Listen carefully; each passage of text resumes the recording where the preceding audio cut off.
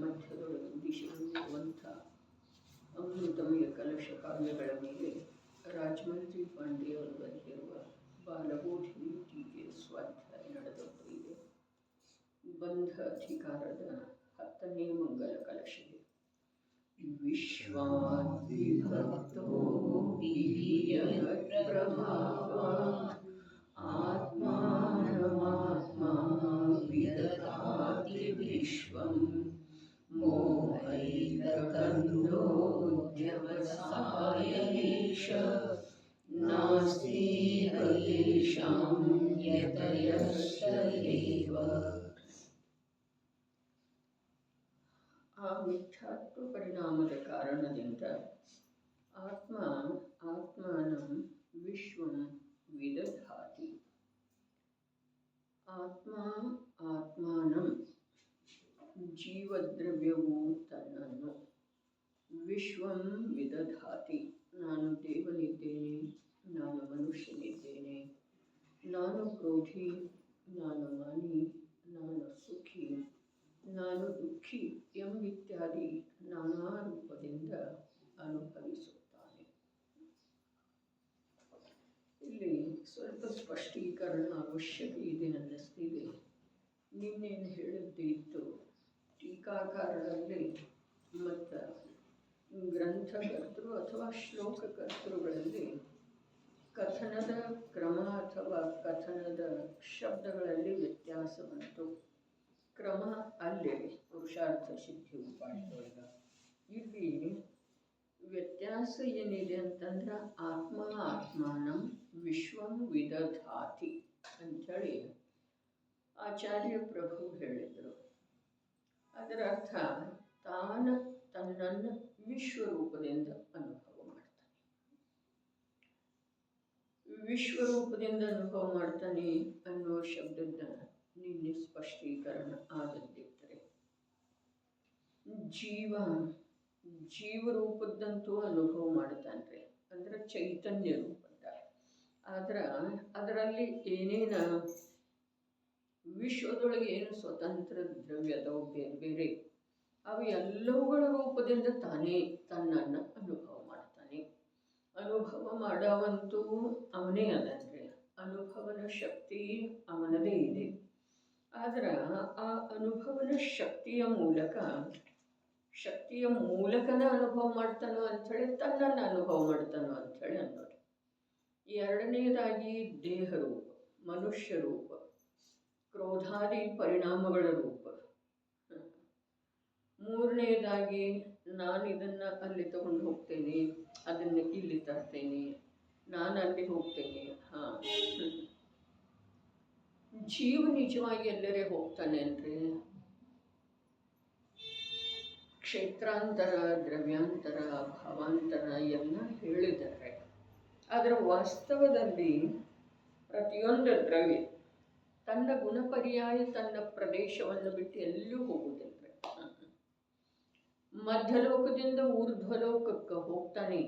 ಮೂರೂ ಕರ್ಮದಿಂದ ರಹಿತ ಆಗಿರುವಂಥ ಜೀವ ಅದಕ್ಕೆ ಕ್ಷೇತ್ರ ಸಾಪೇಕ್ಷ, ಪ್ರದೇಶ ಸಾಪೇಕ್ಷ ಹೇಳ್ತಾರೆ. ಆದ್ರೆ ಅವನ ಯಾವ ಜ್ಞಾನದರ್ಶನ ಮೊದಲಾದ ಅನಂತ ಗುಣ ಇದ್ದಾವೆ, ಆ ಅನಂತ ಗುಣ ಅವುಗಳಿಂದ ಪ್ರತಿ ಸಮಯಕ್ಕೆ ಹೊರಡುವಂಥ ಪರ್ಯಾಯ ತನ್ನದೇ ಆದಂಥ ಅಸಂಖ್ಯ ಪ್ರದೇಶ. ಅದನ್ನು ಬಿಟ್ಟು ಅಲ್ಲಿ ಹೋಗ್ತಾನೆ, ಹೋಗೋದನ್ನೇ ಇಲ್ಲಲ್ಲ. ಹಾಗಾದ್ರೆ ಹೋಗ್ತಾನೆ ಅನ್ನೋದು ಅಸತ್ಯ ಇದೆನಾ? ಅದು ಸತ್ಯ ಇದೆ. ಆದ್ರೆ ಹೋಗುವುದಕ್ಕೆ ಯಾವುದೇ ಪ್ರಕಾರದ ಕಾರಣ ಇಲ್ಲರಿ. ಯಾವ ದ್ರವ್ಯ ಈಗ ಇಲ್ಲಿ ಇಟ್ಟೇನ್ರಿ ಉದ್ಗಲ, ನಾನು ಇಟ್ಟನು ಅನ್ನೋದು ವ್ಯವಹಾರದ ವಚನ ಇರಲಿ, ವಸ್ತು ಸ್ವರೂಪ ಅಂತೂ ಹಾಗಿಲ್ಲ. ಆದ್ರೆ ಅದು ಅಲ್ಲಿ ಹೋಗಿದೆಯೇನ್ರಿ? ಅದರದೇ ಆದಂಥ ಜಡ ಸ್ವಭಾವ, ಸ್ಪರ್ಶ, ಗಂಧ, ವರ್ಣ ಏನದವು ಆ ಗುಣ ಮತ್ತು ಆ ಗುಣಗಳಿಂದ ಪ್ರತಿ ಸಮಯಕ್ಕೂ ಹೊರಡುವಂಥ ಪರ್ಯಾಯದೊಳಗನ ಆ ವಸ್ತು ಇದೆ ರೀ. ಹೀಗಿದ್ರೂ ಕೂಡ ಕ್ಷೇತ್ರಾಂತರಕ್ಕೆ ಏನು ಹೋಯ್ತಲ್ಲ, ಅದು ತಾನಾಗೇ ಹೋಯ್ತೋ ಅಥವಾ ಕ್ಷೇತ್ರ ಸಾಪೇಕ್ಷ ಸಂಯೋಗ ದೃಷ್ಟಿಯಿಂದ ನೋಡಿದೇವಲ್ಲ, ಅದು ತನ್ನ ಸ್ವಭಾವ ಸಾಮರ್ಥ್ಯದಿಂದ ಹೋಯ್ತೋ ಅಥವಾ ನನ್ನ ಭಾವದಿಂದ ಹೋಯ್ತು. ಭಾವದನ್ನು ಸ್ಪರ್ಶ ಮಾಡಲಿಕ್ಕೆ ಸಾಧ್ಯ ಇದೆಯನ? ಭಾವಂತೂ ಸ್ಪರ್ಶ ಮಾಡಲಿಕ್ಕೆ ಸಾಧ್ಯ ಇಲ್ಲ. ಆದರೆ ಈ ಕೈಯಲ್ಲಿರುವಂಥ ಪರಮಾಣುಗಳ ಈ ಸ್ಕಂಧವನ್ನು ಸ್ಪರ್ಶ ಮಾಡಿ ಇಲ್ಲಿಂದ ಇಲ್ಲಿ ಇರಿಸೋ ಸಾಧ್ಯ ಇದೆನಾ? ವಸ್ತು ಸ್ವರೂಪ ಈ ಪ್ರಕಾರ ಸೂಕ್ಷ್ಮ ಇದೆ. ಅದರ ಜೀವನಿಗೆ ಅನಾದಿ ಕಾಲದಿಂದ ಅದೇ ವಿಪರೀತ ಪ್ರಕಾರದ ಮನ್ನಣೆ, ಸ್ಥೂಲ ನಾನು ಮಾಡಿದೆ, ಅದನ್ನು ನಾನು ಇಲ್ಲಿ ಇಡದೇ ಇದ್ರೆ ಅದು ಈಗ ಹೋಗಲಿ ನೋಡೋಣ, ಅದೇ ಅದು ಹೋಗುವುದೀಗ ಸಮಯನೇ ಇಲ್ಲ. ಇದನ್ನು ಈ ಜೀವ ತಿಳಿಯೋ ಸಾಧ್ಯ ಇಲ್ಲ. ಇದೆಲ್ಲ ಆಶಾಸ್ಪದ ಅನ್ನಿಸ್ತಿದೆ ರೀ ಜೀವನಿಗೆ. ಅದರ ವಾಸ್ತವದಲ್ಲಿ ಈ ಎರಡು ದ್ರವ್ಯಗಳಲ್ಲಿ ಏನು ಇದೆಯಲ್ಲ, ಹೋಗುವ ಬರುವ ಕ್ರಿಯೆ ಮಾಡುವ ಅದರದೇ ಆದಂಥ ಶಕ್ತಿ ಕ್ರಿಯಾವತಿ ಶಕ್ತಿ ಅಂತಾರೆ. ಆ ಕ್ರಿಯಾವತಿ ಶಕ್ತಿಯ ಕಾರಣದಿಂದ ಅದೇನು ಮಾಡ್ತಿದೆ? ಕ್ರಿಯಾವತಿ ಶಕ್ತಿಯ ಕಾರಣದಿಂದ ಅದೇನು ಮಾಡ್ತಿದೆ? ಅಲ್ಲಿಂದ ಇಲ್ಲಿ ಇಲ್ಲಿಂದಲ್ಲಿ ಕ್ಷೇತ್ರಾಂತರ ಮಾಡ್ತಿದೆ. ಅದರಲ್ಲಿನ ಶಕ್ತಿ ಇಲ್ಲದಿದ್ರೆ ನೋಡ್ರಿ, ಇಲ್ಲಿ ಜೀವದಲ್ಲಿನ ಒಂದು ವೇಳೆ ಇನ್ನೊಂದು ಗತಿಗೆ ಹೋಗುವಂಥ ಕ್ರಿಯಾವತಿ ಶಕ್ತಿ ಇಲ್ಲದೆ ಹೋದ್ರೆ ಆ ಜೀವವನ್ನು ಜಡಕರ್ಮ ಒಯ್ತಿದೆ ಅನ್ರಿ. ಜ್ಞಾನಾವರಣಾದಿ ಯಾವ 8 ಪ್ರಕಾರದ ಮೂಲ ಪ್ರಕೃತಿ ಅದಾವು, ಕಾರ್ಮನ ಶರೀರ ಅಂಥೇಳಿ ಯಾವುದಕ್ಕೆ ಹೇಳ್ತಾರೋ ಅದು ಒಯ್ತಿದೆಯನ? ಹಾಗಾದ್ರೆ ಈಗ ಇಲ್ಲಿ ಇರುವಳೆದೊಳಗೂ ಕೂಡ ದೇಹದ ಪರಿಣಮನ ದೇಹದ ಯೋಗ್ಯತೆಯಿಂದ ಇದೆ. ದೇಹದ ಕ್ಷೇತ್ರಾಂತರ ಗಮನ ಆಗಮನ ದೇಹದ ಯೋಗ್ಯತೆಯಿಂದ ಇದೆ. ಜೀವದ ಕ್ಷೇತ್ರಾಂತರ ಗಮನ ಆಗಮನ ಜೀವದ ಯೋಗ್ಯತೆಯಿಂದ ಇದೆ. ಅದರಲ್ಲೇ ನಿಮಿತ್ತ ಯಾವುದಿದೆ ಅಂತಂದ್ರೆ ಧರ್ಮದ್ರವ್ಯ ಇದೆ ರೀ. ಸ್ಥಿರತೆ ಗಮನಪೂರ್ವಕ ಸ್ಥಿರವಾಗುವಲ್ಲಿ ನಿಮಿತ್ತ ಅಧರ್ಮದ್ರವ್ಯ ಇದೆ. ಮತ್ತು ಒಂದು ವೇಳೆ ಸಂಯೋಗ ಸಾಪೇಕ್ಷ ಅವಗಾಹನ ಕೊಡುವಂತಹ ಸಾಮರ್ಥ್ಯ ಆಕಾಶ ದ್ರವ್ಯಕ್ಕೆ ಇದೆ. ಸಂಯೋಗದ ದೃಷ್ಟಿಯಿಂದನ ನಿಮಿತ್ತದ ದೃಷ್ಟಿಯಿಂದನೇ ನೋಡಿದ ನಂತರ ಪರಿಣಮನದೊಳಗೆ ನಿಮಿತ್ತ ಆಗುವಂತಹ ಶಕ್ತಿ ಕಾಲದ್ರವ್ಯಕ್ಕಿದೆ ರೀ. ಅದರ ಪರಿಣಮನನು ಜೀವ ಪುದ್ಗಲ ಸ್ವಯಂ ಮಾಡ್ತವೆ. ಗಮನಾಗಮನನು ಜೀವ ಪುದ್ಗಲ ಸ್ವಯಂ ಮಾಡ್ತವೆ. ಗಮನಪೂರ್ವಕ ಸ್ಥಿರತೆಯನ್ನು ಕೂಡ ಜೀವ ಪುದ್ಗಲ ಸ್ವಯಂ ಮಾಡ್ತವೆ. ಮತ್ತು ತಮ್ಮ ಪ್ರದೇಶವನ್ನು ಬಿಟ್ಟ ಯಾವುವು ಜೀವ ಅಥವಾ ಪುದ್ಗಲ ಅನ್ಯ ಪ್ರದೇಶದೊಳಗೆ ಹೋಗುವುದನ್ನು ಇಲ್ಲ. ಇಲ್ಲೇನು ಅನ್ಯ ಪ್ರದೇಶದೊಳಗೆ ಹೋಗುವುದಿಲ್ಲ ಅಂಥೇಳಿ ಏನು ಶಬ್ದ ಇದೆಯಲ್ಲ, ಇದರ ಸಮಯಸಾರದ ಆಧಾರದಿಂದ ನೋಡಿದರೆ ಅನ್ಯ ಸ್ವಭಾವ ರೂಪ ಆಗುವುದಿಲ್ಲ. ಪ್ರದೇಶ ಅಂಥೇಳಿ ಹೇಳಿದ್ರಲ್ಲ, ವಿಕಾರಿ ಪರ್ಯಾಯದ ಪ್ರದೇಶ ಭಿನ್ನಿದೆ ಅಂಥೇಳಿ ಹೇಳಿದ್ರಲ್ಲ, ಅದೇನಿದೆ ಅದು ಸ್ವಭಾವ ಸಾಪೇಕ್ಷ ಇದೆ. ಸ್ವಭಾವನೇ ಇದೆ ಅಲ್ಲಿ. ಪ್ರದೇಶದ ಅರ್ಥ ಸ್ವಭಾವ ಇದೆ. ವಿಕಾರಿ ಪರ್ಯಾಯ ಜೀವದ ಸ್ವಭಾವ ರೂಪ ಆಗುವುದಿಲ್ಲ. ಅಲ್ಲಿ ಪ್ರದೇಶದ ಅರ್ಥ ಹೀಗಿದೆ. ಇನ್ನು ಉಳಿದ ಅಂದ್ರೆ ನೋಡ್ರಿ, ಅಂಥೇಳನ್ನು ಹೇಳಿದ್ರು ವಿಶ್ವದೊಳಗ ಶಬ್ದರೂಪ ಆಗುವಂತಹ ಪುದ್ಗಲಗಳು ಮರ್ಯಾದಿತ ಇದ್ದಾವೆ. ಮತ್ತು ಜ್ಞಾನಕ್ಕೆ ವಿಶ್ವದ ಸ್ವರೂಪವನ್ನು ತಿಳ್ಕೊಳ್ಳುವಂತಹ ಸಾಮರ್ಥ್ಯ ಅಮರ್ಯಾದಿತ ಇದೆ. ವಿಶ್ವದಂದ್ರೆ ಪದಾರ್ಥಗಳದ್ದಂತೆ. ಹೀಗಿರುವ ಕಾರಣ ಯಾವ ಶಬ್ದದ ಯಾವ ಸಂದರ್ಭದೊಳಗ ಯಾವ ಪ್ರಕಾರದ ಅರ್ಥ ಆಗುತ್ತಿದೆ ಅದನ್ನು ಆಗಮದ ಆಧಾರದಿಂದ, ಗುರುವಿನ ಉಪದೇಶದ ಆಧಾರದಿಂದ ಮತ್ತು ಸ್ವಂತದ ಆ ಸನ್ನಿವೇಶದ ಮೇಲಿಂದ ಅರ್ಥ ಮಾಡುವ ಪದ್ಧತಿಯನ್ನು ಸ್ವಂತ ಜ್ಞಾನದ ಮೂಲಕ ಕಲಿತುಕೊಂಡು ಆ ಶಬ್ದದ ಇಲ್ಲಿ ಯಾವ ಅರ್ಥ ಇದೆ ಇದನ್ನು ತಾವೇ ಏನು ಮಾಡಬೇಕಾಗ್ತಿದೆ? ಕಂಡುಕೊಳ್ಳಬೇಕಾಗ್ತಿದೆ.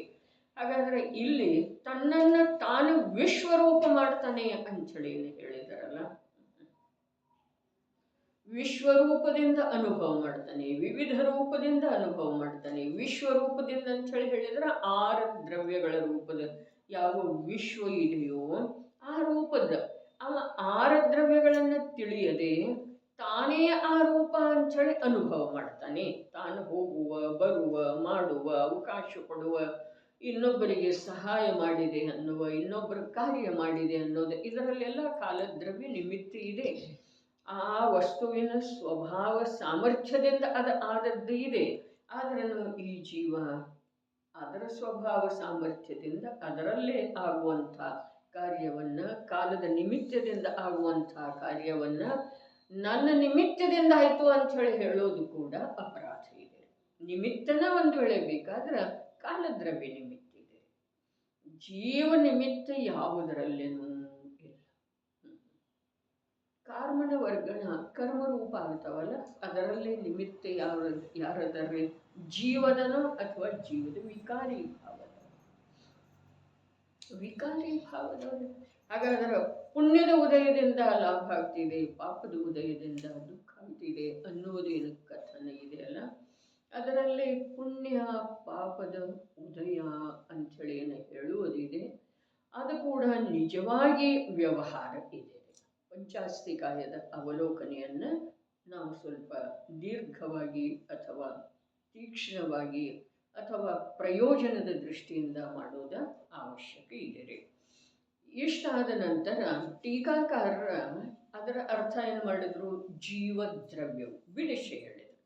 ಇವು ಜೀವದ್ರವ್ಯ ಬೇರೆ ಅದಾನ, ಉದ್ಗಲ ದ್ರವ್ಯ, ಧರ್ಮದ್ರವ್ಯ, ಅಧರ್ಮದ್ರವ್ಯ, ಆಕಾಶದ್ರವ್ಯ, ಕಾಲದ್ರವ್ಯ, ಅವುಗಳದ್ದೆಲ್ಲ ಸತ್ತಾ ಇದೆ.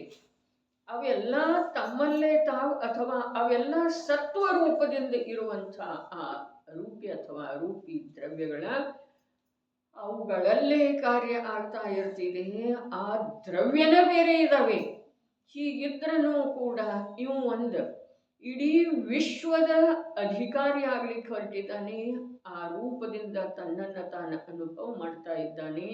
ಆದ್ರೆ ಇವು ಇದ್ದಾನ ಬರೀ ಜೀವದ್ರವ್ಯ, ಉಳಿದ 5 ದ್ರವ್ಯಗಳಿಗೆ ಇವನಿಗೆ ಸಂಬಂಧ ಇಲ್ಲ. ಈ ಪ್ರಕಾರ ಟೀಕಾಕಾರರು ಜೀವದ್ರವ್ಯ ಶಬ್ದದ ಪ್ರಯೋಗ ಮಾಡ್ಯಾರೆ.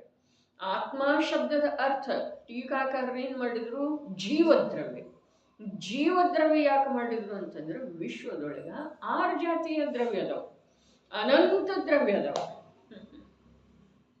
ಹೀಗಿರುವುದೊಳಗ ಇವು ಇನ್ನೊಂದು ಜೀವದ್ದಾಗಲಿ ಶರೀರದ್ದಾಗಲಿ ಧರ್ಮ ಅಧರ್ಮ ಆಕಾಶ ಕಾಲಗಳು ಯಾವುದರಲ್ಲಿ ನಿಮಿತ್ತ ಆಗ್ತವೆ ಅಂಥ ಜಡ ಚೈತನ್ಯದ ಕಾರ್ಯಗಳದ್ದಾಗಲಿ ಇವು ಕರ್ತೃ ಇಲ್ಲ. ವಿಶ್ವದೊಳಗೆ 6 ಜಾತಿಯ ದ್ರವ್ಯ ಏನದವು, ಅವು ಪ್ರತಿಯೊಂದು ದ್ರವ್ಯ ಹಾಗದವು, ತಮ್ಮಲ್ಲೇ ತಾವು ಸಂಪೂರ್ಣ ಅದಾವು, ಸತ್ವರೂಪದವು ಮತ್ತು ನಿರಂತರ ಕ್ರಿಯಾಶೀಲದವು. ಹಾಗಾದ್ರೆ ಕ್ರಿಯಾಶೀಲ ಇರುವೆಳದೊಳಗ ಆ ವಿಶ್ವದ ಒಂದು ಅಂಶ ರೂಪವಿರುವಂಥ ಈ ಜೀವದ್ರವ್ಯ, ಅದನ್ನೆಲ್ಲ ಇವು ಯಾತಕ್ಕೆ ಮಾಡೋದು ಬೇಕಾಗಿದೆ ಅಥವಾ ಮಾಡೋದು ಸಾಧ್ಯ ಇದೆಯಲ್ಲ, ಇಲ್ಲವೇ ಇಲ್ಲ. ಹಾಗಾದರೆ ಇವು ನಾನೇ ಮಾಡ್ತೇನೋ, ನನ್ನದೇ, ನಾನು ಇವನಿಗೆ ಸಹಾಯ ಮಾಡಿದೆ, ಹೀಗೆ ಮಾಡಿದೆ, ಹಾಗೆ ಏನು ನಿರಂತರದ ಭಾವದವು ಆ ಭಾವರೂಪದ್ದೇನು ಅನುಭವ ಮಾಡ್ತಾನೆ, ಅದರಿಂದ ಇವನಿಗೆ ಬಂಧ ಆಗ್ತಿದೆ.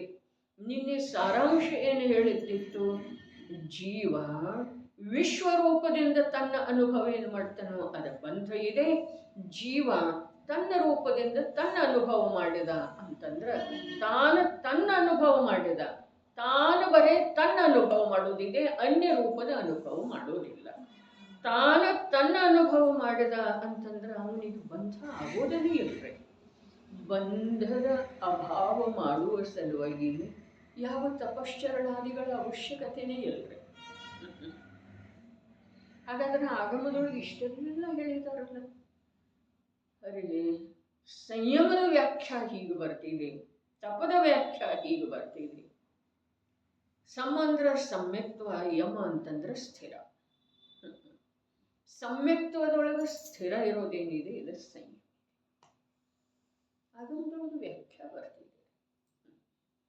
ಹಾಗಾದ್ರೆ ಎಲ್ಲಿ ಹೊರಗಡೆ ತಪಸ್, ಆಹಾರ ಬಿಡೋದ, ಬೆಟ್ಟದ ಮೇಲೆ ಹೋಗೋದ, ಚಳಿ ಮಳೆ ಗಾಳಿ, ಆಗಮದಲ್ಲಿ ಕಥನ ಬರ್ತಾವ್ರಿ. ಮುನಿರಾಜರ ತಮ್ಮ ಸಂಯಮದ ಪರೀಕ್ಷೆ ಮಾಡುವ ಸಲುವಾಗಿ ಮಳೆಗಾಲದೊಳಗೆ ವೃಕ್ಷದ ಕೆಳಗ, ಚಳಿಗಾಲದೊಳಗೆ ನದಿ ತೀರದೊಳಗ, ಬೇಸಿಗೆ ಕಾಲದೊಳಗ ಪರ್ವತದ ಶಿಖರದ ಮೇಲೆ ಕೂತು ತಪಸ್ಸು ಮಾಡ್ತಾರೆ, ನಿಂತು ತಪಸ್ಸು ಮಾಡ್ತಾರೆ ಅನ್ನೋ ಕಥನ ಬರ್ತಿದೆ. ಆದ್ರೆ ಆ ಕಥನ ವ್ಯವಹಾರದ ಕಥನ ಇದೆ, ಭಾಷ್ಯ ರೂಪ ಇದೆ. ಅದ ಒಳಗಡೆ ಅವರೇನು ಮಾಡ್ತಾ ಇದ್ದಾರೆ ಅದು ತಪಸ್ಸು ಇದೆ, ಒಳಗಡೆ ಅವರೇನು ಮಾಡ್ತಾ ಇದ್ದಾರೆ ಅದು ಸಂಯಮ ಇದೆ, ಒಳಗಡೆ ಅವರೇನು ಮಾಡ್ತಾ ಇದ್ದಾರೆ ಅದರಿಂದ ಕರ್ಮಗಳ ನಿರ್ಜರಿ ಇದೆ, ಒಳಗಡೆ ಅವರದ್ದು ಯಾವ ಪ್ರವೃತ್ತಿ ಇದೆಯೋ ಅದರಿಂದ ಅವರಿಗೆ ಕರ್ಮ ಬಂಧದ ನಿರೋಧ ಆಗುತ್ತಿದೆ. ಕಥನ ಹೊರಗಿನಿಂದ ಇರ್ತಿದೆ, ವ್ಯವಹಾರ ಹೊರಗಿನಿಂದ ಇರ್ತಿದೆ, ಜೀವನಿಗೆ ಅನಾದಿ ಕಾಲದಿಂದ ಹೊರಗಿಂದ ನೋಡುವುದೇ ರೂಢಿ ಇದೆ. ಅದರ ಸಲುವಾಗಿ ಹಾಗೆ ಹೇಳಿರ್ತಾರೆ, ಹೇಳೋದು ಹಾಗೇ ಬೇಕು. ಆದರೆ ತಿಳ್ಕೊಳ್ಳುವಂಥವ್ರ ಆ ವಾಸ್ತವಿಕತೆಯನ್ನು ತಿಳ್ಕೊಂಡ್ರೆ ತಮ್ಮದೇ ಆದಂಥ ಬಂಧ ಮಾರ್ಗದಿಂದ ಬಿಡುಗಡೆ ಹೊಂದಿ ಮೋಕ್ಷದ ಮಾರ್ಗದೊಳಗ ಸುಖದ ಮಾರ್ಗದೊಳಗ ಬರೋ ಸಾಧ್ಯ ಇದೆ. ಟೀಕಾಕಾರರ ಜೀವದ್ರವ್ಯ ಯಾಕಂದ್ರು ವಿಶ್ವದೊಳಗೆ ಒಂದು ಅಂಶ ಮಾತ್ರ ಅದ, ನೀವು ಹೌದಿಲ್ಲರಿ, ವಿಶ್ವದ ಒಂದು ವಿಭಾಗ ಅದ, ನೀವು ಒಂದು ಅಂಶ ಅದ. ಜಾತಿ ಅಪೇಕ್ಷಾದಿಂದ ನೋಡಿದ್ರೆ ಒಂದು ಆರಾಂಶ ಭಾಗ, ಒಂದು ಸಂಖ್ಯಾಪೇಕ್ಷಾದಿಂದ ನೋಡಿದ್ರೆ ಒಂದು ಅನಂತಾಂಶವಾದ ಭಾಗ ರೀ. ಹಾಗಾದ್ರೆ ಇಂಥ ಜೀವ ಏನು ಮಾಡ್ತಾ ಇದ್ದಾನೆ, ಜೀವ ದ್ರವ್ಯ ಅಂತ ಹೇಳ್ರಿ, ಬರೀ ಜೀವ ಅನ್ಲಿಲ್ಲ, ದ್ರವ್ಯ ಯಾಕಂದ್ರು ಅಂತಂದ್ರೆ 6 ಜಾತಿಯ ದ್ರವ್ಯದವು, ಅನಂತ ದ್ರವ್ಯದವು. ಇದರ ಸ್ವೀಕಾರ ಇವು ಮಾಡದ್ದನ ನಾನು ಮಾಡ್ತೇನೋ. ಅರೆ ಸುಖದ ಮಾರ್ಗ ಮೋಕ್ಷದ ಮಾರ್ಗ ಎಷ್ಟು ಸುಲಭ ಇದೆ. ನಿಜವಾಗಿನ ದುಃಖದ ಮಾರ್ಗ ಕಠಿಣ ಇದೆ. ಯಾಕೆ ಅಂತಂದ್ರೆ ದುಃಖ ಜೀವದ ಸ್ವಭಾವ ಅಲ್ಲ, ದುಃಖ ಜೀವನಿಗೆ ಇಷ್ಟ ಇಲ್ಲ. ದುಃಖ ಜೀವದ ಸ್ವಭಾವನೂ ಅಲ್ಲ, ದುಃಖ ಜೀವನಿಗೆ ಇಷ್ಟನೂ ಇಲ್ಲ. ಹೀಗಿರುವುದರೊಳಗ ಜೀವನಿಗೆ ದುಃಖದ ಮಾರ್ಗ, ಬಂಧದ ಮಾರ್ಗ, ಗತಿಗಳ ಮಾರ್ಗ, ಚತುರ್ಗತಿ ಸಂಸಾರದ ಮಾರ್ಗ ಕಠಿಣ ಇದೆ. ಜೀವನಿಗೆ ಸುಖದ ಮಾರ್ಗ, ಮೋಕ್ಷದ ಮಾರ್ಗ, ಬಂಧರಹಿತತೆಯ ಮಾರ್ಗ ಇದು ಸುಲಭ ಇದೆ. ಏನಿದೆ, ಏನು ಕಲಿತುಕೊಳ್ಳಬೇಕಾಗಿಲ್ಲ, ಏನು ಮಾಡಬೇಕಾಗಿಲ್ಲ. ಅರೆ ನಿರಂತರ ಮಾಡುವ ಮಾಡುವ ಮಾಡುವ ಮಾಡುವ ಭಾವಗಳೇನು ಒಂದನ್ನೊಂದು ಅಟ್ಟಿಸಿಕೊಂಡು ಬರ್ತಾ ಇದ್ದಾವೆ. ಆ ಭಾವಗಳಿಂದ ರಹಿತ ಆಗಿ ಆ ಭಾವಗಳನ್ನು ಛೇದಿಸಿ ನಿಜ ಸ್ವಭಾವ ಎಂಥದ್ದಿದೆ ಅದನ್ನು ಒಂದು ಸಲ ಈ ಜೀವ ಅಂತರೋನ್ಮುಖತೆಯಿಂದ ಕಂಡುಕೊಂಡ, ನಿರ್ಣಯ ಮಾಡಿದ, ಅನುಭವ ಮಾಡಿದ, ಪ್ರಾಪ್ತ ಮಾಡಿಕೊಂಡ ಅಂತಂದ್ರೆ ಇವನು ದುಃಖ ಎಲ್ಲ ಕೊನೆ ಬರ್ತಿದೆ. ಹೇಳಿದ್ದಿತ್ತು ಅನುಭವ ಇದೆ ಎಲ್ರಿಗೂ. ಶಾಲೆಗೆ ಹೋದ್ರೂ, ಶಿಕ್ಷಣ ಪ್ರಾಪ್ತ ಮಾಡಿಕೊಂಡ್ರೂ, ಉಚ್ಚ ಶಿಕ್ಷಣ ಪ್ರಾಪ್ತ ಮಾಡಿಕೊಂಡ್ರೂ, ಮನೆ ಕಟ್ಟಿದ್ರೂ, ಸಾಕಷ್ಟು ಧನ ಬಂದ್ರೂ ಸುಖ ಅನ್ನೋದು ಎಲ್ಲಿದೆ ರೀ? ಶಾಂತಿಯಲ್ಲಿ ಇದೆ. ಅದು ಯಾವುದು ಶಾಶ್ವತೆಯಲ್ಲಿದೆ ರೀ? ಯಾವುದು ಶಾಶ್ವತ? ಎಷ್ಟೋ ಬುದ್ಧಿವಂತಿಕೆ ಇರ್ತಿದೆ. 99% ಯೂನಿವರ್ಸಿಟಿಗೇನೆ ಫಸ್ಟ್ ಬಂದಿರ್ತಾನೆ. ಬರುವೆಳೆದೊಳಗ ವಾಹನದ ಅಪಘಾತದೊಳಗ ತಲೆಗೆ ಪೆಟ್ಟಾಯಿತು ಅಂತಂದರೆ ಎಲ್ಲನೂ ಮರೆಕೋಗ್ತಾನೆ. ನೀ ಯಾರ ಅಂಥೇಳಿ ಕೇಳಿದ್ರೆ ಅವನಿಗೆ ಹೆಸರು ನೆನಪು. ಹಾಗಾದ್ರೆ ಆ ವಿದ್ಯೆ ಶಾಶ್ವತ ಇಲ್ಲ. ಧನ ಇದೆ, ಸಾಕಷ್ಟು ಇದೆ, ಯಾವುದಕ್ಕೆ ಉಪಯೋಗ ಬರ್ತಿದೆ? ಅದು ಯಾವುದಕ್ಕೆ ಬರ್ತಿದೆ? ಒಂದಿಷ್ಟು ಗಂಭೀರತೆಯಿಂದ ವಿಚಾರ ಮಾಡಿ ನೋಡು. ಪುತ್ರಾಧಿಕರಿದ್ದಾರೆ, ಸ್ನೇಹಿ ಇದ್ದಾರೆ, ಪ್ರಿಯ ಇದ್ದಾರೆ, ಸಜ್ಜನ ಇದ್ದಾರೆ. ಆದರೆ ನನಗೆ ಒಳಗೆ ನೋವಾಗ್ತಾ ಇರೋ ವೇಳೆದೊಳಗೆ ಅವರೇನು ಮಾಡೋಕ್ಕೆ ಸಾಧ್ಯ ಇದೆ? ಏನು ಮಾಡೋಕ್ಕೆ ಸಾಧ್ಯ? ಏನೂ ಇಲ್ಲ. ಮಿತ್ರರಿದ್ದಾರೆ, ಪುತ್ರರಿದ್ದಾರೆ, ತಾಯಿ ತಂದೆ ಎಲ್ಲರೂ ಇದ್ದಾರೆ. ಆದರೆ ನನಗಾಗ್ತಾ ಇರುವಂಥ ವೇದನೆಯನ್ನು ಅರೆ ಯಾರೂ ತೆಗೆದುಕೊಳ್ಳೋ ಸಾಧ್ಯ ಇಲ್ಲ, ಕಡಿಮೆ ಮಾಡೋ ಸಾಧ್ಯ ಇಲ್ಲ. ಇದರೊಳಗೆ ಯಾವ ಕಾರ್ಯ ಮಾಡಲಿಕ್ಕೆ ಬರ್ತದೆ? ಹಾಗಾದರೆ ಲೌಕಿಕ ವಿದ್ಯೆಯೂ ಉಪಯೋಗ ಇಲ್ಲ, ಧನ ಉಪಯೋಗ ಇಲ್ಲ, ಖ್ಯಾತಿ ಹೆಸರು ಏನೇನು ಪಡ್ಕೊಂಡಿದೆಯೋ ಅದು ಉಪಯೋಗ ಇಲ್ಲ, ಸ್ನೇಹಿ ಜನರ ಉಪಯೋಗ ಇಲ್ಲ, ಶುಭ ಕರ್ಮದ ಉದಯ ಉಪಯೋಗ ಇಲ್ಲ. ಯಾವುದು ಉಪಯೋಗ ಇದೆ? ತನ್ನ ಜ್ಞಾತ ಸ್ವಭಾವದ ಜ್ಞಾನ ಮಾಡಿಕೊಂಡ್ರೆ ಪರಮ ಶಾಂತಿ ಇದೆ. ಅಂಥೇಳಿ ಸುಖದ ಉಪಾಯ ಸುಲಭ ಇದೆ, ಸುಖದ ಮಾರ್ಗ ಸುಲಭ ಇದೆ. ಶಾಂತಿ ಶಾಂತಿ ಏನಿದೆ ಸಹಜ ಸ್ವಭಾವ ಇದೆ. ಅದಕ್ಕೆ ವ್ಯಗ್ರನಾಗದಿರು. ಕ್ಷುಬ್ಧನಾಗದೆ. ನೀವು ವ್ಯಗ್ರ ಆಗಬೇಡಪ್ಪ, ಅದು ಮಾಡ್ತೇನೆ, ಇದು ಮಾಡ್ತೇನೆ, ಅದು ಮಾಡ್ತೇನೆ, ಇನ್ನೂ ಅದು ಮಾಡೋದಿದೆ. ಕ್ಷುಬ್ಧತೆ ಬೇಡ, ವ್ಯಗ್ರತೆ ಬೇಡ.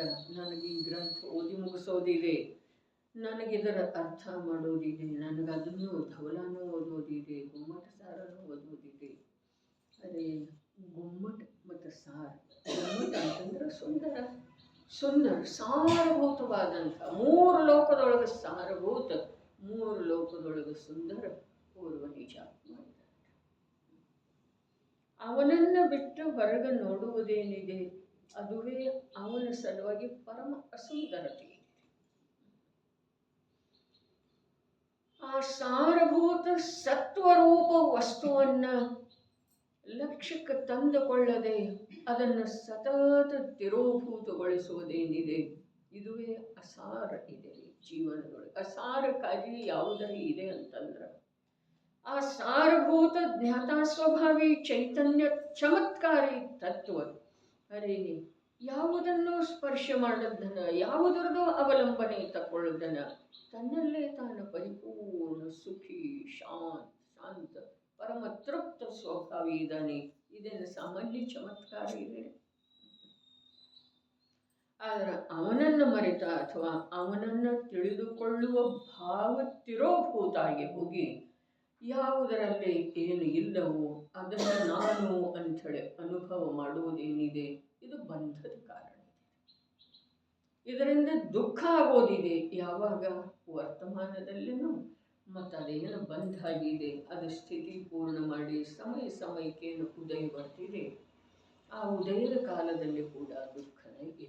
ಉದಯದ ಕಾರಣದಿಂದಲ್ಲ, ಆದ್ರೆ ಪರಸನ್ಮುಖ ದೃಷ್ಟಿ ಅಂದರೆ ಮೂಲ ಸತ್ವ ವಸ್ತು ಇಷ್ಟೇ ಇದೆ, ಸಾರ ಇಷ್ಟೇ ಇದೆ, ಜಿನಾಗಮದ ಸಾರ ಇಷ್ಟೇ ಇದೆ. ಏನ ತನ್ನನ್ನು ತನ್ನ ರೂಪದಿಂದ ಅನುಭವ ಮಾಡುವುದನ್ನು ಬಿಟ್ಟ ವಿಶ್ವರೂಪದಿಂದ ವಿವಿಧ ರೂಪದಿಂದ ನಾನು ಮನುಷ್ಯ, ನಾನು ದೈವ, ನಾನು ಕ್ರೋಧಿ, ನಾನು ಮಾನಿ, ನಾನು ಸುಖಿ, ನಾನು ದುಃಖಿ ಎಲ್ಲ ಬಂತರೆ ಇದರೊಳಗೆ. ಏನು ಬಂತು? ಹುಟ್ಟಿದ ಆರಭ್ಯದಿಂದ ಮರಣದವರೆಗೆ ಈ ಜೀವದಲ್ಲಿ ಆಗ್ತಾ ಇರುವಂಥ ಭಾವಗಳೆಲ್ಲ ಇದರಲ್ಲೇ ಸಮಾವೇಶ. ಇದು ಹುಟ್ಟಿದ ಆರಭ್ಯದಿಂದ ಯಾಕೆ ಹೇಳ್ತು ಅಂತಂದ್ರೆ ಈ ಭಾವಕ್ಕೆ ಸಂಬಂಧಿಸಿದ ಹಾಗೆ ಯಾವ ಈ ನನ್ನತನದ ಭಾವನೆ ಈ ದೇಹದ ಜೊತೆಗೆ ಇದೆ, ಆ ಭಾವನೆ ಏನಿದೆ ಅದು ಈ ಭವದೊಳಗ ತುಂಡರಿಸಿ ಹಾಕಲು ಯೋಗ್ಯವಿದೆ. ತುಂಡರಿಸಿ ಹಾಕುವಂಥ ಯೋಗ್ಯತೆ ನನ್ನಲ್ಲಿ ಇದೆ. ನನಗೆ ಪುನಃ ಪುನಃ ಮಹಿಮೆ ಅದರದ್ದೇ ಬರ್ತಿದೆ. ಯೋಗ್ಯತೆ ನನ್ನಲ್ಲಿ ಇರೋದ ಮತ್ತು ಅದೊಂದೇ ಕಾರ್ಯ ಮಾಡಲಿಕ್ಕೆ ಯೋಗ್ಯ ಇರುತ್ತೆ. ಅದೊಂದೇ ಕಾರ್ಯ ಮಾಡಲಿಕ್ಕೆ ಯೋಗ್ಯ ಇದೆ. ಅದನ್ನು ಬಿಟ್ಟ ನನ್ನ ಯೋಗ್ಯತೆಯನ್ನು ನಾನು ನಿರರ್ಥಕ ಮಾಡಿಕೊಳ್ತಾ ಇದ್ದೇನೆ. ಬಹಳಷ್ಟು ಜನರಿಗೆ ಅನ್ನಿಸ್ತಿದೆ ಹೀಗೆ ಒಂದು ವೇಳೆ ತಿಳ್ಕೊಂಡ್ರೆ ಜೀವನೆಲ್ಲ ನಿರಾಶಮಯ. ಆದರೆ ವಾಸ್ತವದಲ್ಲಿ ಹಾಗೆಲ್ಲ. ಜೀವನೆಲ್ಲ ಶಾಂತಿಮಯ, ನಿರಾಕುಲ ಆಗ್ತಿದೆ, ನಿರಾಳ ಆಗ್ತಿದೆ, ನಿರ್ಭಾರ ಆಗ್ತಿದೆ, ನಿರ್ದ್ವಂದ್ವ ಆಗ್ತಿದೆ, ನಿರಬಂಧ ಆಗ್ತಿದೆ. ಇದನ್ನು ತಿಳ್ಕೊಂಡ್ರೆ ಎಷ್ಟು ಆಚಾರ್ಯ ಭಗವಂತರ ಶಬ್ದ ಆತ್ಮಾನಂ ವಿಶ್ವಂ ವಿದಧಾತಿ. ಜೀವದ್ರವ್ಯವು ತನ್ನನ್ನು ನಾನು ದೇವನಿದ್ದೇನೆ, ನಾನು ಮನುಷ್ಯನಿದ್ದೇನೆ, ನಾನು ಕ್ರೋಧಿ, ನಾನು ಮಾನಿ, ನಾನು ಸುಖಿ, ನಾನು ದುಃಖಿ, ನನಗೆ ನಾವು ಹಾಗೆ ಮಾಡೋದಾಗುವುದಿಲ್ಲ, ನನಗೆ ಹೀಗೆಲ್ಲ ಮಾಡ್ರೆ ಸಿಟ್ಟು ಬರ್ತೈತೆ ನೋಡಿ ಅಂದ್ರೆ ಇದರ ಅರ್ಥೇನ ತನ್ನನ್ನು ತಾನು ಕ್ರೋಧಿ, ತನ್ನನ್ನು ತಾನು ಮಾಯಾವಿ, ನನಗೆ ಅದನ್ನು ಬಿಟ್ಟು ಇರಲಿಕ್ಕೆ ಆಗುವುದಿಲ್ಲ, ಲೋಭಿ. ಈ ಪ್ರಕಾರ ಈ ಜೀವ ಬುದ್ಧಿಪೂರ್ವಕವಾಗಿ ಕೂಡ ತನ್ನನ್ನು ಅದೇ ರೂಪ ಮನ್ನಿಸ್ತಾನ್ರಿ. ಬುದ್ಧಿಪೂರ್ವಕವಾಗಿ ಹಠದಿಂದ ಕೂಡ ಪ್ರಯತ್ನಪೂರ್ವಕವಾಗಿ ಕೂಡ ಹಾಗೆ ಮನ್ನಿಸ್ತಾನೋ ಅಂದಮೇಲೆ ಅವನ ಆ ಮನ್ನಣೆ ಅಬುದ್ಧಿಪೂರ್ವಕ ಏನು ಅಖಂಡ ಇದೆ ಅದು ಹೇಗೆ ತುಂಡಾಗುವುದು? ಬುದ್ಧಿಪೂರ್ವಕ ವಿಕಲ್ಪಪೂರ್ವಕ ಕೂಡ ಅದನ್ನೇ ಮಾಡಿಲ್ಲ. ಅಬುದ್ಧಿಪೂರ್ವಕ ನಿರಂತರ ನಡೀತಾ ಇದೆ. ಆ ನಿರಂತರದ ಪ್ರವಾಹ ತುಂಡರಿಸೋದು ಹೇಗೆ? ಅನುಭವಿಸುತ್ತಾನೆ ಅಂಥೇಳಿ ಹೇಳಿದ್ದಾರೆ. ತಿಳಿಯುವ ಮಾತಿಲ್ಲ, ನಿಜವಾಗಿ ಅನುಭವಿಸೋದಂದ್ರೆ ತಿಳಿಯೋದಿದೆ, ತಿಳಿಯೋದಿದೆ ಜೀವದ ಸ್ವಭಾವ ಇದೆ, ಅನುಭವನ ಇದು ಪರ್ಯಾಯದ ಸಾಮರ್ಥ್ಯ, ಅನುಭವನ ಶಕ್ತಿ ಇದು ಪರ್ಯಾಯದ ಸ್ವತಂತ್ರ ಶಕ್ತಿ ಇದೆ.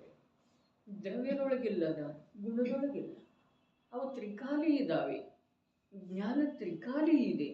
ಆದರೆ ಆ ಜ್ಞಾನದ ಅನುಭವವು ವರ್ತಮಾನದ ಒಂದು ಸಮಯದ ಅನುಭವನ ಶಕ್ತಿಯ ಕಾರಣದಿಂದ ಅನುಭವಿಸುತ್ತಾನೆ. ಹೇಗಿದ್ದಾನೆ ಆತ್ಮನು? ವಿಶ್ವಾತ್ ವಿಭಕ್ತ ಅಪಿ. ಇನ್ನು ಇಲ್ಲಿ ವಿಶ್ವ ಶಬ್ದದ ಅರ್ಥ ಏನು ಮಾಡ್ತಾರೆ? ಕರ್ಮದ ಉದಯದಿಂದಾದ ಸಮಸ್ತ ಪರ್ಯಾಯಗಳಿಂದ ಭಿನ್ನನಿರ್ತಾನೆ. ವಿಶ್ವಾತ್ ವಿಭಕ್ತ ಅಪಿ, ಭಿನ್ನ ಇದ್ರೂ ಕೂಡ ವಿಶ್ವಾತ್, ವಿಶ್ವದ ಅರ್ಥ ಏನು ಮಾಡಿದ್ರು? ಕರ್ಮದ ಉದಯದಿಂದ ಆಗುವಂಥ ಎಲ್ಲ ಪ್ರಕಾರದ ಪರ್ಯಾಯಗಳು. ವಿಭಕ್ತ ಅಂದ್ರೆ ಭಿನ್ನ, ಅಪಿ ಅಂದ್ರೆ ಹೀಗಿದ್ರೂ ಕೂಡ.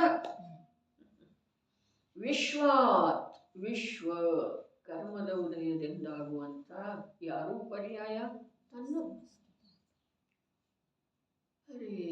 ತನ್ನವೇ ಪರ್ಯಾಯ ಇದ್ರೂ ಕೂಡ ಅವು ತನ್ನ ಸ್ವಭಾವದಿಂದ ಬೇರೆ ಇದ್ದು ಅಂತಂದ್ರೆ ಅವಕ್ಕೆ ವಿಶ್ವದ ಶ್ರೇಣಿಯೊಳಗೆ ಹಾಕಿಬಿಟ್ಟು. ಎಲ್ಲಿ ಹಾಕಿದ್ರು? ವಿಶ್ವದ ಶ್ರೇಣಿಯೊಳಗೆ, ವಿಶ್ವದ ವಿಭಾಗದೊಳಗೆ ಹಾಕಿದ್ರು. ತನ್ನವೇ ಅದವ.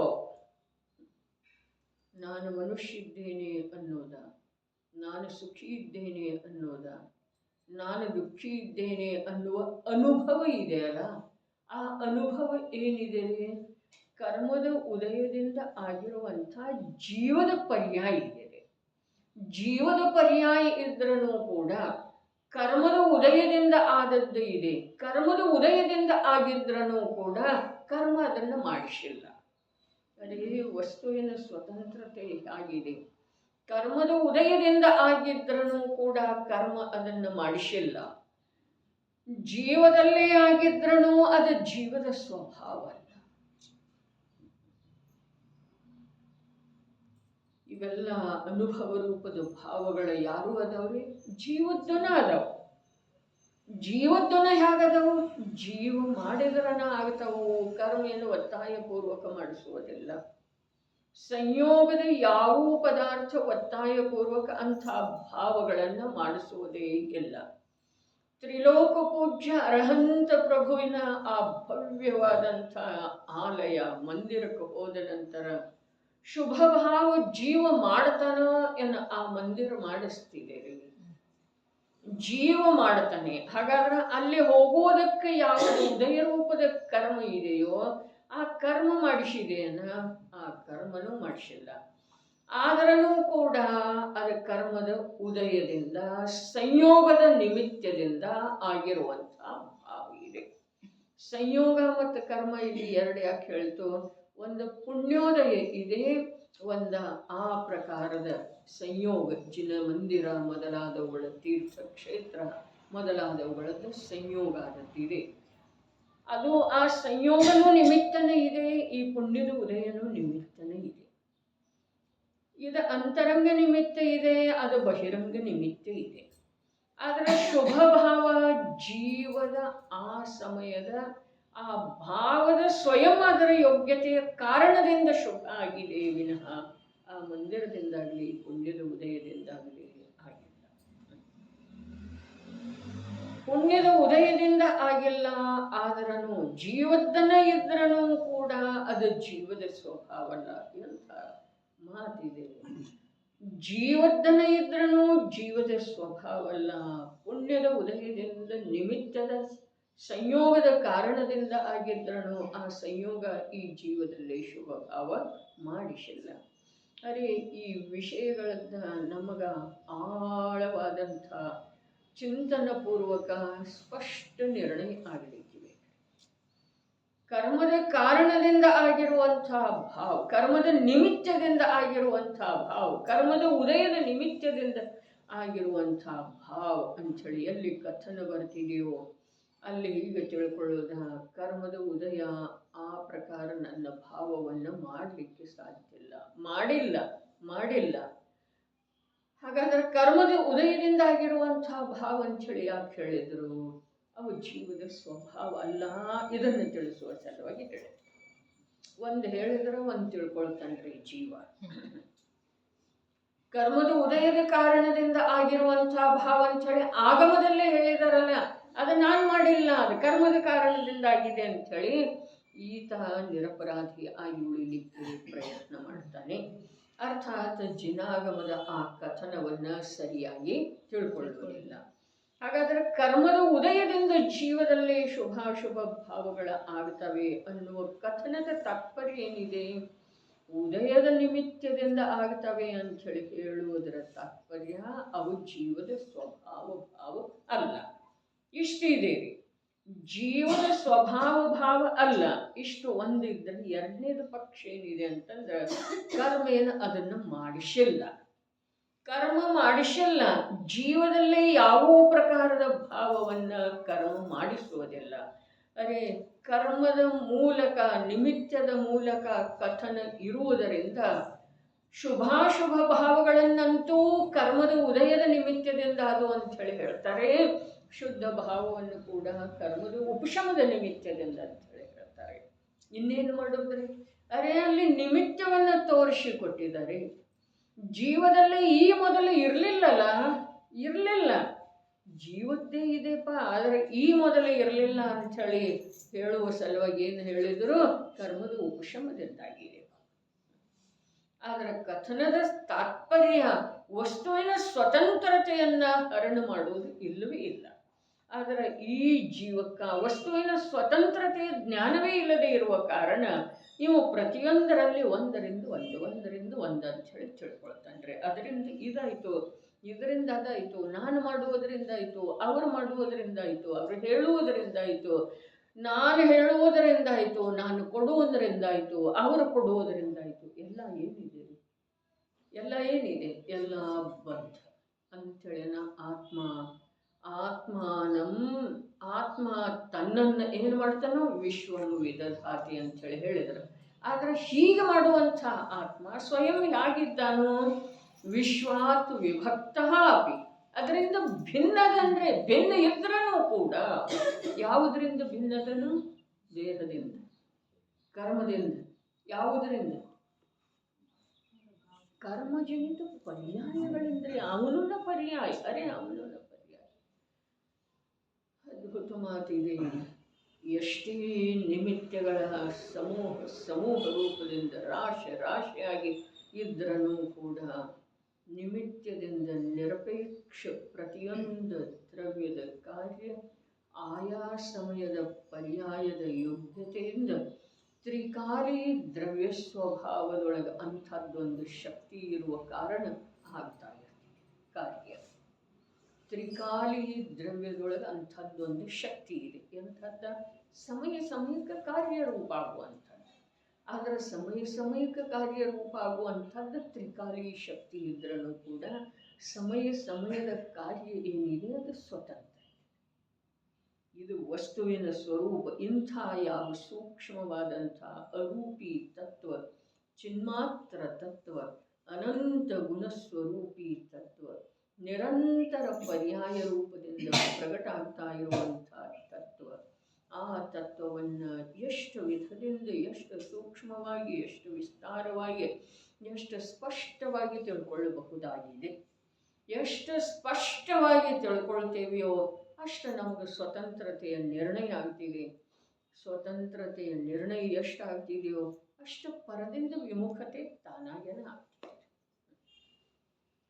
ನನ್ನಲ್ಲೇ ಯಾವ ಪ್ರಕಾರ ಗುಣ, ಪರ್ಯಾಯ, ದ್ರವ್ಯ ಮೊದಲಾದ ಸ್ವತಂತ್ರತೆ ಇದೆ, ಅದೇ ಪ್ರಕಾರ ರೂಪಿ, ಅದೇ ಪ್ರಕಾರ ಅನ್ಯ ಜೀವಾದಿಗಳಲ್ಲಿ ಕೂಡ ಸ್ವತಂತ್ರತೆ ಇದೆ. ಇದನ್ನು ತಿಳ್ಕೊಂಡ ಅಂತಂದ್ರೆ ಇವನ ವ್ಯಗ್ರತೆ ಮತ್ತು ಕ್ಷುಬ್ಧತೆ ಎಷ್ಟು ಕಮ್ಮಿ ಆಗ್ತಿದೆ, ಬಿಟ್ಟನ್ನು ಹೋಗ್ತಿದೆ. ಹೇಗಿದ್ದಾನೆ ಆತ್ಮನು? ವಿಶ್ವಾತ್ ವಿಭಕ್ತ ಅಪಿ. ಕರ್ಮದ ಉದಯದಿಂದ ಆದ ಸಮಸ್ತ ಪರ್ಯಾಯಗಳಿಂದ ಭಿನ್ನನಿದ್ದಾನೆ. ಭಿನ್ನ ಇದ್ದಾನೆ. ಭಿನ್ನಿದ್ರೆ ಹೇಗದನು ಹೇಗದನ ಅಂಥೇಳಿ ಕೇಳ್ತಾ ಇದ್ದಾರೋ. ಭಿನ್ನ ಅದನ ಅಂಥೇಳಿ ಹೇಳಿದರು. ಭಿನ್ನಿದ್ರೆ ಸ್ವಯಂ ಹೇಗದನು, ಸ್ವಯಂ ಹೇಗದನ. ಕರ್ಮದ ಉದಯದಿಂದ ಆಗುವಂಥ ಪರ್ಯಾಯ ರೂಪ ಇಲ್ಲ. ಅವನು ಹೇಗಿದ್ದನು ಅಂಥೇಳಿ ಹೇಳಿದ ನಂತರ ಹೀಗಿಲ್ಲ ಇಷ್ಟ ಹೇಳಿದರು. ಇದರಿಂದ ಭಿನ್ನ ಅದನು ಅಂಥೇಳಿ ಹೇಳಿದರು. ಭಿನ್ನ ಅಂದರೆ ಹೇಗದನ ಅವನು ಸ್ವಯಂ ಹೇಗದನು. ಅರೆ ಅವನು ಸ್ವಯಂ ಹೇಗದನೋ ಅದನ್ನು ನೀನೇ ನೋಡ್ಕೊಳ್ಬೇಕಾಗುತ್ತೆ. ಇದರಿಂದ ಭಿನ್ನಿದ್ದಾನೆ ಅಂಥೇಳಿ ತಿಳಿದ ನಂತರ ಆ ಪ್ರಕಾರದ ಅಭ್ಯಾಸ ಮಾಡಿದ ನಂತರ ಅವನು ಹೇಗಿದ್ದಾನೆ ಅನ್ನೋದು ನಿನಗೆ ತಾನಾಗೇನೆ ತಿಳಿದು ಬರ್ತಿದೆ. ನನಗೆ ಈ ತ್ರಾಸಾಗ್ತಾ ಇದೆ, ಈ ಪ್ರಕಾರ ನೋಯ್ತಾ ಇದೆ ಅಂಥೇಳಿ ವೈದ್ಯನಿಗೆ ತಜ್ಞನಿಗೆ ಹೇಳಿದ ನಂತರ ಅವನು ಔಷಧಿ ಕೊಡ್ತಾನೆ. ಅರೆ ತೋಡರ ಮಲ್ಲರು ಎಂಥ ಸುಂದರ ಕಾರ್ಯ ಮಾಡಿದ್ದಾರೆ. 2, 3, 4 ಅಧ್ಯಾಯದ ಪ್ರಾರಂಭದೊಳಗೆ ದೃಷ್ಟಾಂತ ವೈದ್ಯ ರೋಗಿ, ವೈದ್ಯ ರೋಗಿ. ರೋಗಿ ವೈದ್ಯನ ಹತ್ತಿರ ಹೋಗ್ತಾನೋ, ತಂದೇನಿದೆ ಸಮಸ್ಯೆ ಅದನ್ನು ಹೇಳ್ತಾನೋ. ಆ ವೈದ್ಯ ಅಭ್ಯಾಸ ಮಾಡ್ತಾನೋ, ಇವನಿಗೆ ಹೀಗೆ ಲಕ್ಷಣ ಇರುವುದರಿಂದ ಇಂಥ ರೋಗ ಇದೆ ಅಂಥೇಳಿ ತಿಳಿತಾನೋ. ಅದಕ್ಕೆ ತಿಳಿದ ನಂತರ ಅದಕ್ಕೆ ಈ ಪ್ರಕಾರದ ಔಷಧ ಹೇಳ್ತಾನೆ, ಅಪಥ್ಯದ ತ್ಯಾಗ ಹೇಳ್ತಾನೆ. ಆ ಪ್ರಕಾರ ಮಾಡಿದ ಅಂತಂದ್ರೆ ಗುಣ ಆಗೋ ಸಾಧ್ಯ ಇದೆ.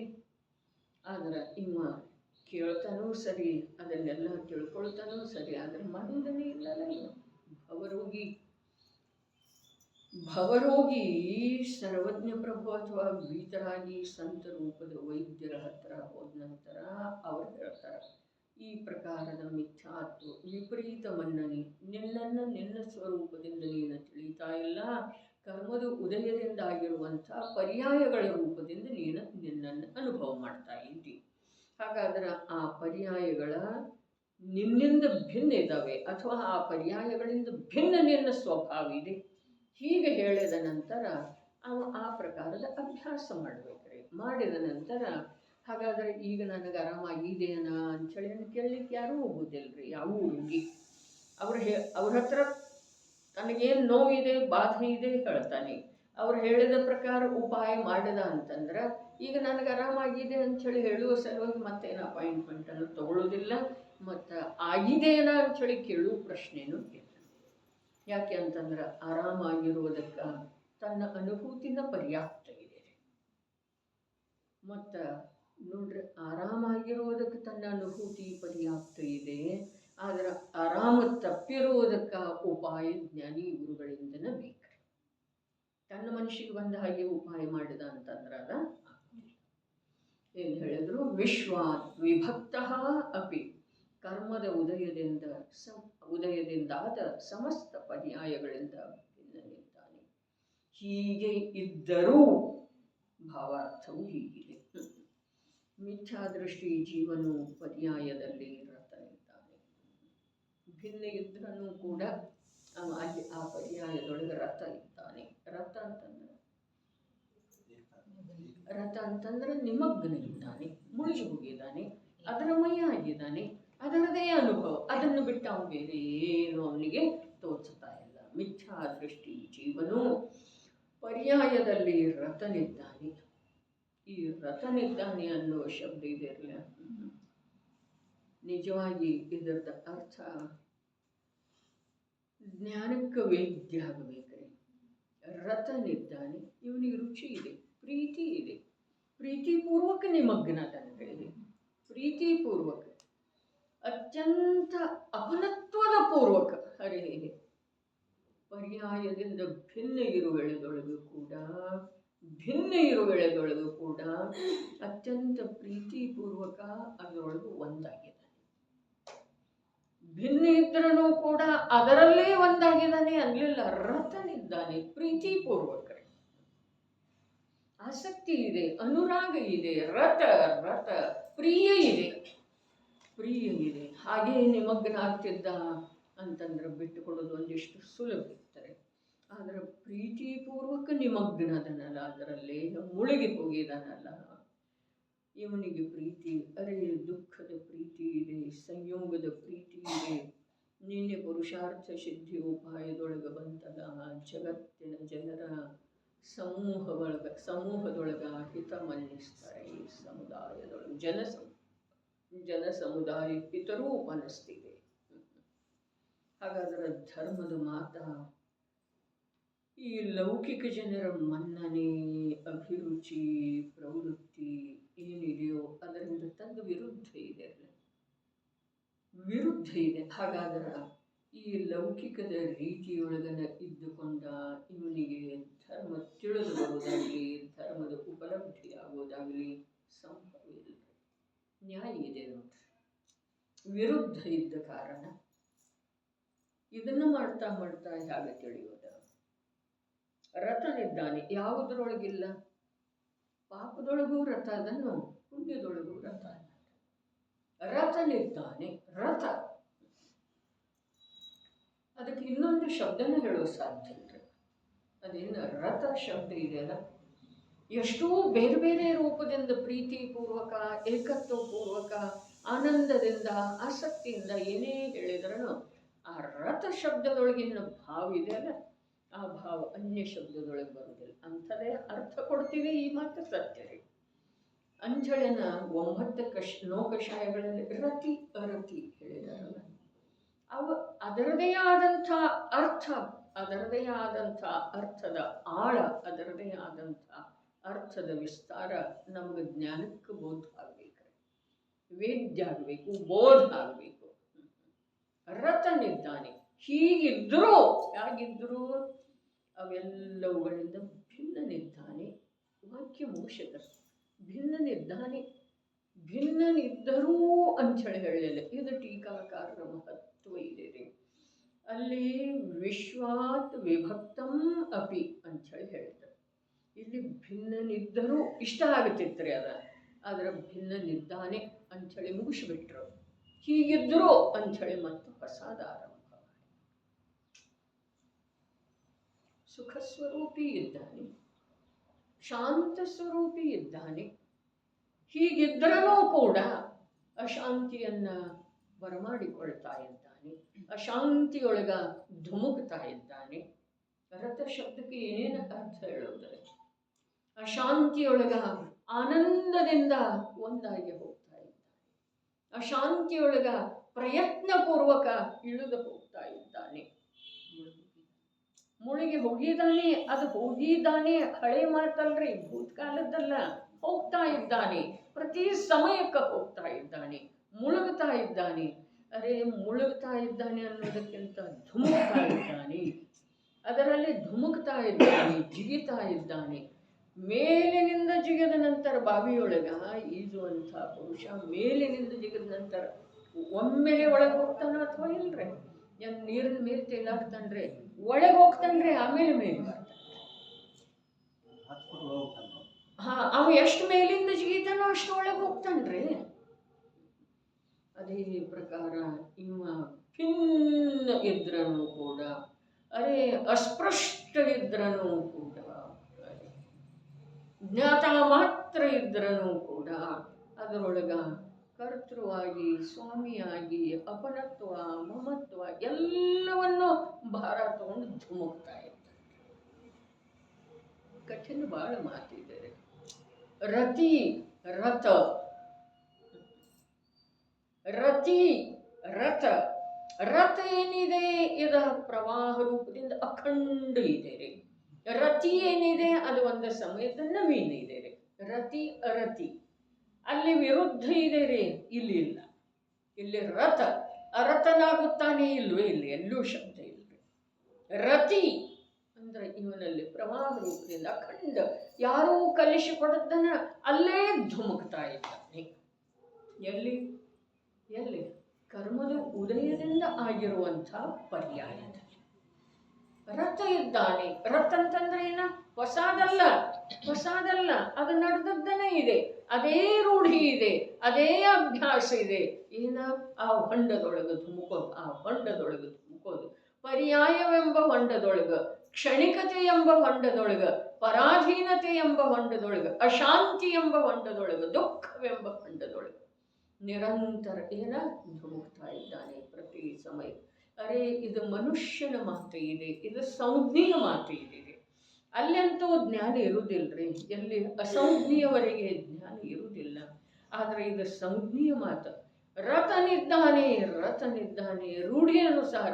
ಅರೆ ಅಸಂಜ್ಞೆಯೊಳಗೆ ಹೇಗಿದ್ದನ ಹಾಗೇ ಅದಾನ, ಏಕೇಂದ್ರಿಯದೊಳಗೆ ಹೇಗಿದ್ದಲ್ಲ ಹಾಗೇ ಅದಾನ, ವಿಕಲತ್ರಯದೊಳಗೆ ಹೇಗಿದ್ದಲ್ಲ ಹಾಗೇ ಅದಾನ, ಹಾಗೇ ಅದಾನ. ಏನು ಬದಲಾವಣೆ? ರತನಿದ್ದಾನೆ. ಅಲ್ಲಿ ಜ್ಞಾನ ಇರಲಿಲ್ಲ ಅಂಥೇಳಿ ಕಣ್ಣು ಮುಚ್ಚಿ ಹೋಗ್ತಿದ್ದಲ್ಲಿ. ಇಲ್ಲಿ ಜ್ಞಾನ ಇದೆ, ಕಣ್ಣು ಬಿಟ್ಟು ನೋಡುವಂಥ ಜ್ಞಾನದ ವಿಕಾಸ ಇದೆ. ಆದ್ರೆ ಇಲ್ಲಿ ನೋಡ್ತಾರೆ, ರತನಿದ್ದಾನೆ, ರೂಢಿ ಅನುಸಾರ, ಅನಾದಿ ಸಂಸ್ಕಾರದ ಅನುಸಾರ.